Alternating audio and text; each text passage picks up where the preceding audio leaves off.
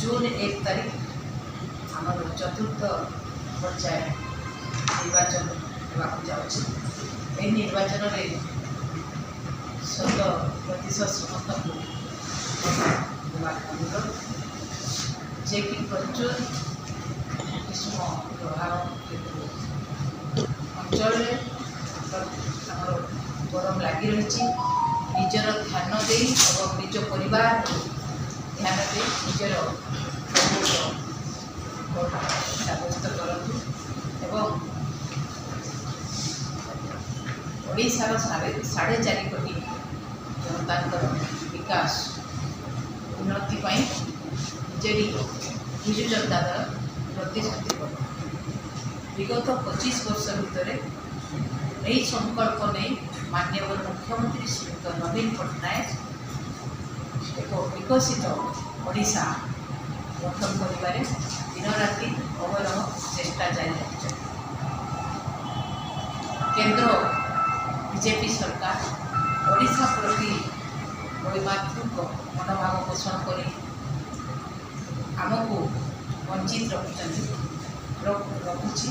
ओडिशा को सहयोग करने परिवर्ते प्रगति में बाधक साजिश बीजेपी सरकार केंद्र सरकार यही संग्राम को जारी रखी आमर विजु जनता दल किपर विकास किपर उन्नति हम से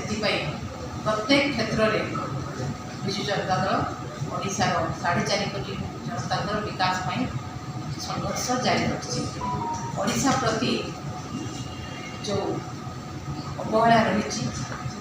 ओडिशार स्वतंत्र राज्य मान्यता दाबी रे केंद्र सरकार अवहेला कर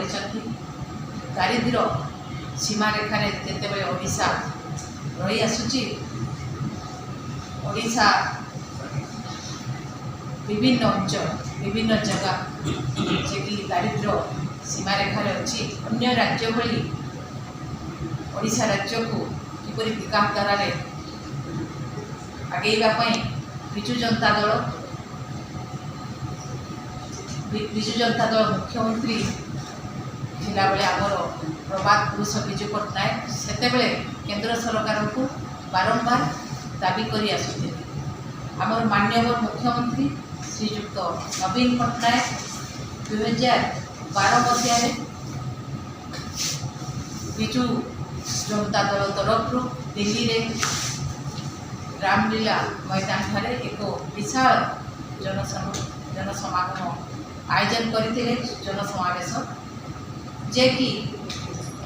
2014 निर्वाचन पूर्व ओडिशा बीजेपी मध्य निर्वाचन इश्तेहार रखी जे ओडिशा को ओडिशा राज्य को स्वतंत्र पाइला देवाई मान्यता देवाई किंतु आज को 9 वर्ष है केंद्र सरकार बा बीजेपी सरकार कौन सी पदक्षेप ओडिशा को अवहेला कर ओडिशार मान्यता स्वतंत्र मान्यता देवाई कौन सी पदक्षेप नहीं ना।